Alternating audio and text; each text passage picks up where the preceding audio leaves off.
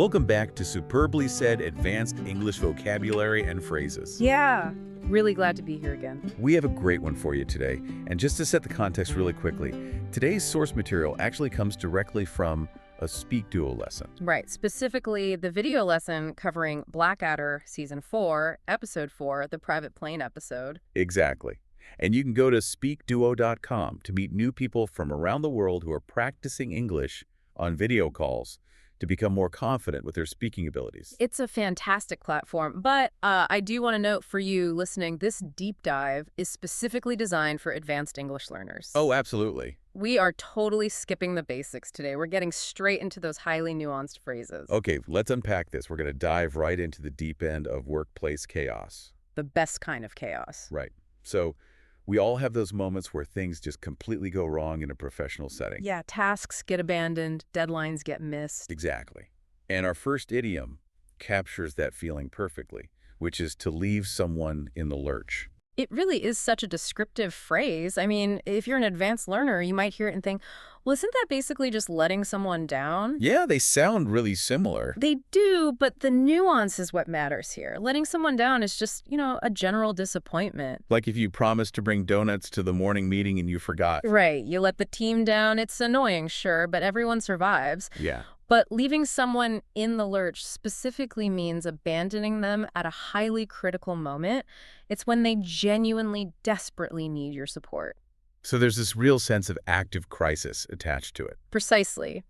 To give you a bit of historical context, because I find that always helps phrases, stick lurch actually comes from a 16th century French board game. Oh, wait, really? A board game? Yeah, it was called lurch, and if you were left in the lurch, it meant you were in a hopelessly losing position on the board. You were totally stranded. That makes so much sense. Right. So centuries later, we use it to describe being stranded in life or at work. So let's put this into a modern workplace scenario for you guys listening. Imagine you're talking to your boss. A stressful conversation already. Always. You know the timing is awful, but you have a personal emergency. You might say, I know the deadline is tight, but if I take time off now, I'd leave the rest of the team in the lurch right before the conference. Yeah, it acknowledges that you're pulling your support at the exact moment it's needed most. Like, imagine your lead event planner quitting just 2 days before a massive corporate event. You are completely in the lurch. It creates a very vivid picture of sudden panic.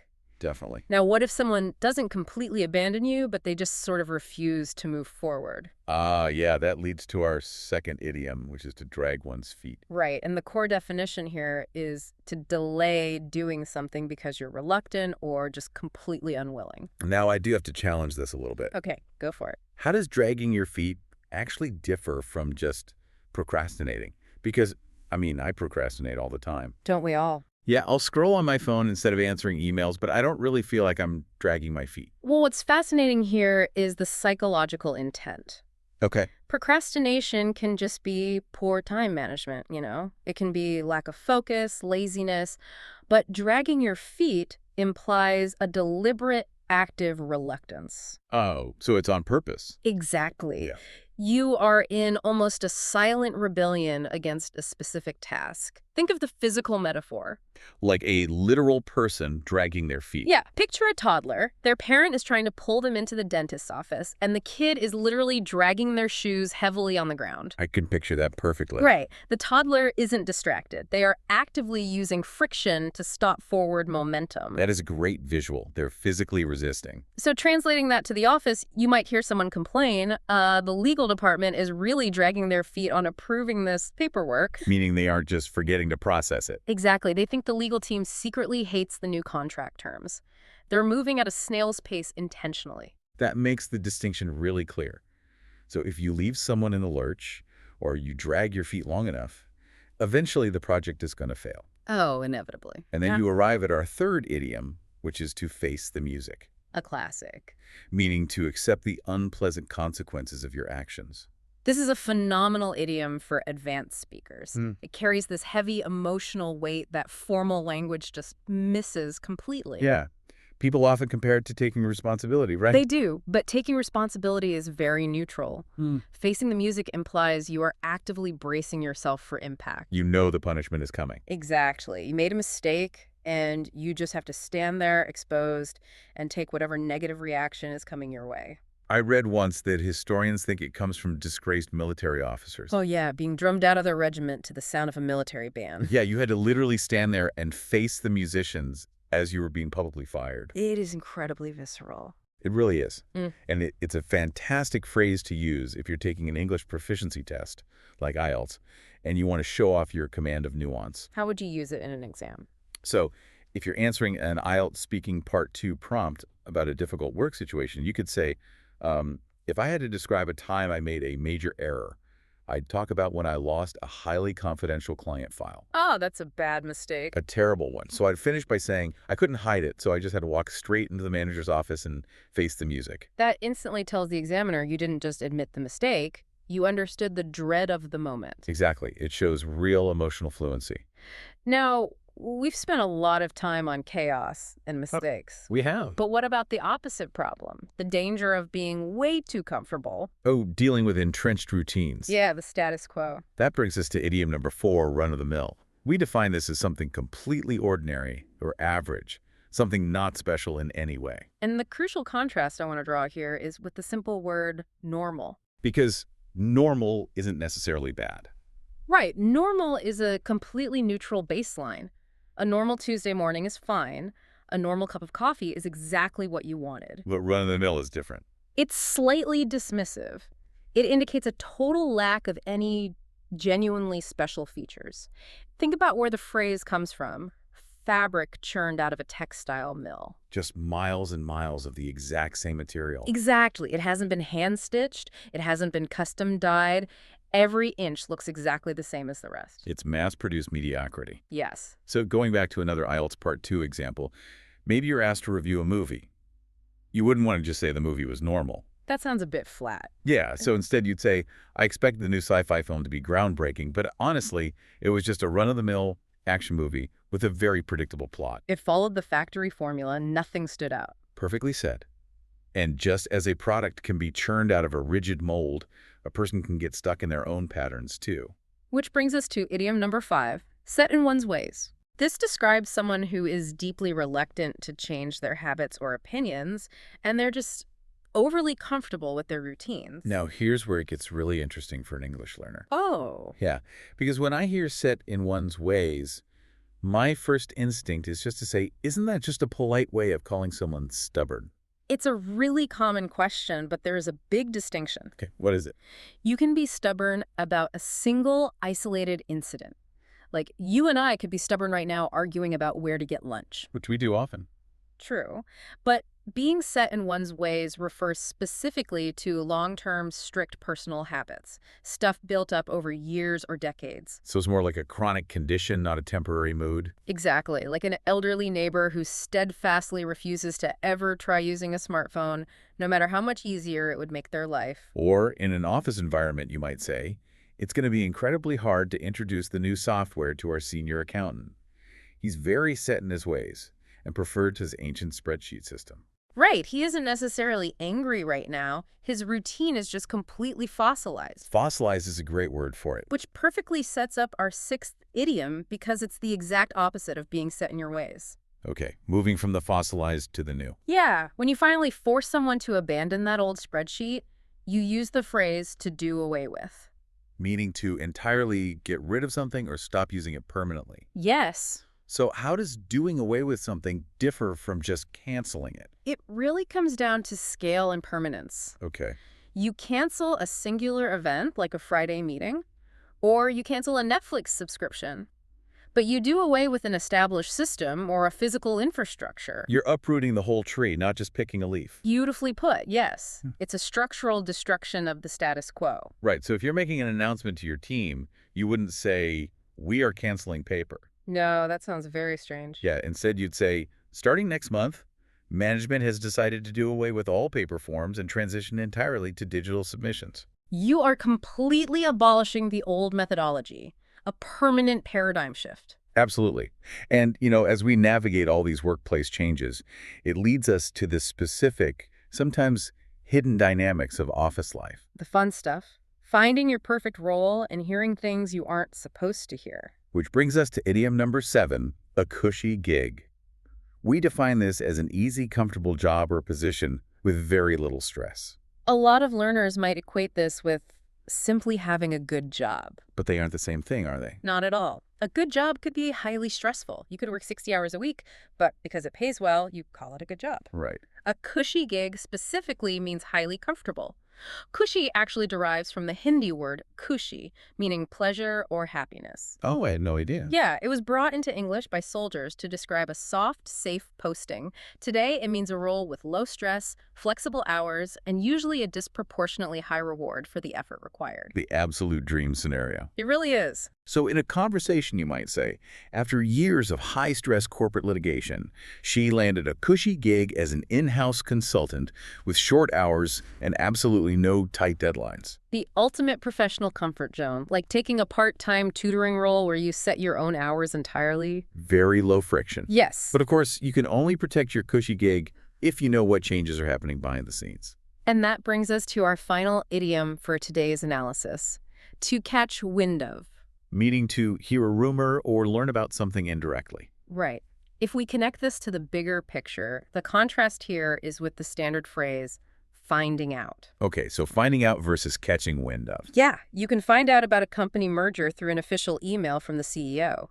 But catching wind of something means you successfully and indirectly heard a specific secret rumor before it was made public. I love the origin of this one. It's about hunters or animals perceiving a scent carried on the breeze, right? Exactly. You smell the predator or the prey long before you actually see it. The information just drifted over to you.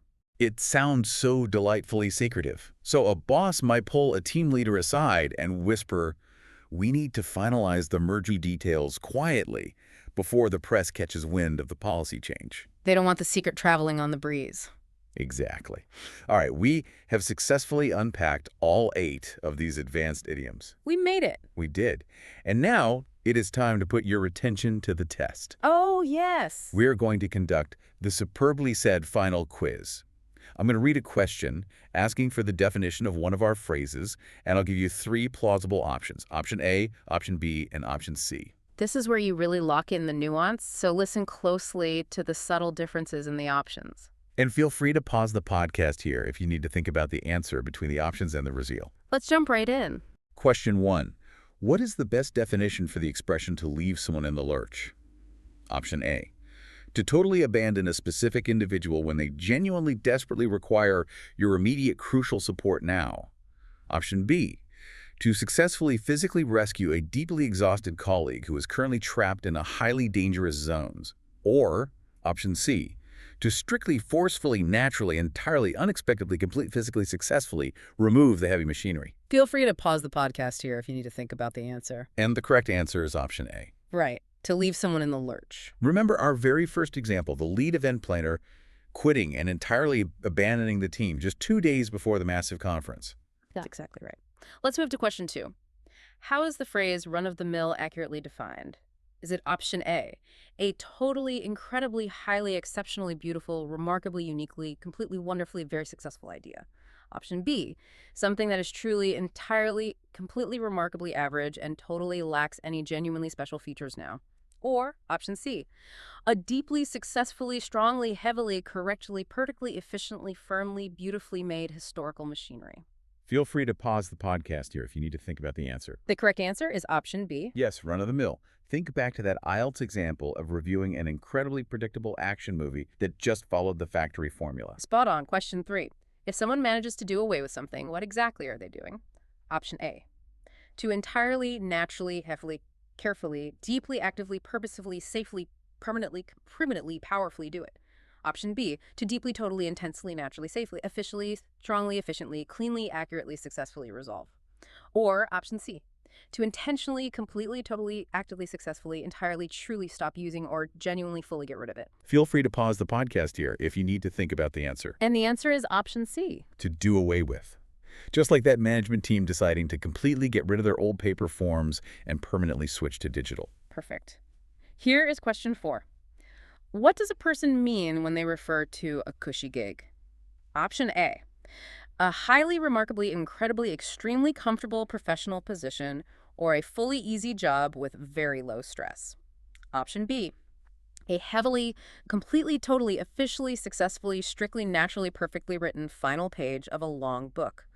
Or, option C, a remarkably, tremendously, intensely, genuinely, entirely, surprisingly, miraculously, truly good, unexpected circumstance. Feel free to pause the podcast here if you need to think about the answer. Option A is correct. A cushy gig.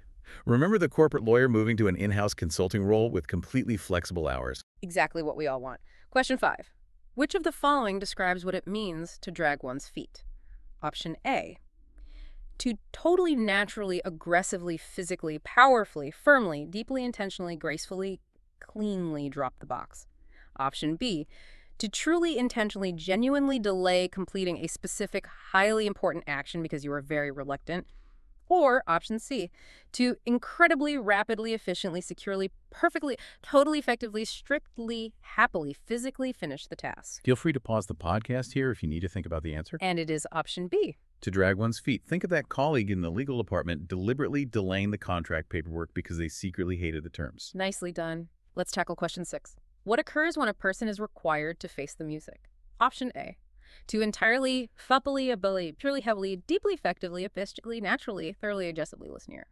Option B. To actively, safely, purposefully, naturally, quickly, successfully, efficiently, carefully, happily finish paper. Or option C. To bravely, entirely, genuinely, fully, openly, carefully, formally, truly accept the direct consequences of your mistakes. Feel free to pause the podcast here if you need to think about the answer. Option C is correct. To face the music. That terrifying moment of walking into your manager's office to admit you lost a highly confidential client file. It's never fun. No, it's not. Okay, question 7. What does it mean if you happen to catch wind of something? Option A. To successfully indirectly hear a specific secret rumor or genuinely, slowly, truly learn about a hidden future event. Option B. To successfully, heavily, physically, completely, strongly, actively, powerfully, rapidly, forcefully strike the heavy balls. Or option C. To physically, purposefully, intensely, securely, powerfully, entirely, truly, heavily, actively, thoroughly drag heavy item. Feel free to pause the podcast here if you need to think about the answer. And option A is correct. To catch wind of. Hearing those quiet whispers about a major company merger long before the CEO sends out the official email. And our final challenge, question 8. What happens when someone is considered set in one's ways? Option A. To genuinely, truly, wonderfully, exceptionally, gracefully, permanently, deeply, successfully, thoroughly handle the change. Option B. To be highly, completely unwilling to truly alter your strict personal habits or genuinely change your own routines. Or option C. To deliberately, purposely, officially, heavily, strictly, slowly, truly, safely, entirely, carefully, perfectly, deeply, rippaging. Feel free to pause the podcast here if you need to think about the answer. And option B is correct. Set in one's ways. Just like the elderly neighbor who refuses to use a smartphone or the senior accountant clinging to his ancient spreadsheet system. And that completely wraps up our supremely said final quiz. If you manage to navigate through those options, you are incredibly well on your way to mastering these advanced idioms. You know, stepping back and looking at all 8 of these phrases together, it really raises a fascinating psychological question. Oh, what's that? Well, have you noticed how vividly we humans visualize abstract workplace conflicts as physical, tangible struggles? Oh, I see what you mean. Yeah, we don't just delay tasks, we feel the physical resistance of dragging our feet. We don't just admit an error, we brace ourselves physically to face the music. And we don't just hear rumors, we smell them blowing in to catch wind of a secret. Exactly. It powerfully highlights how deeply tied our corporate language is to our ancient physical senses of survival. That is such an incredible takeaway. Right. So what does this all mean for you listening right now? Well, my challenge to you this coming week is to consciously notice which of these deeply physical idioms you overhear in your own life. Watch for them at work, or in movies, or chatting with friends. And most importantly, remember, if you want to stop dragging your feet on your own language journey, you need to actually put these phrases into practice. Absolutely. Head over to SpeakDuo.com, jump on a video call, and start experimenting with these idioms with real people from around the globe. It's time to stop studying from afar and just face the music of speaking out loud. Thank you so much for joining us for this deep dive into advanced vocabulary. Keep questioning what you hear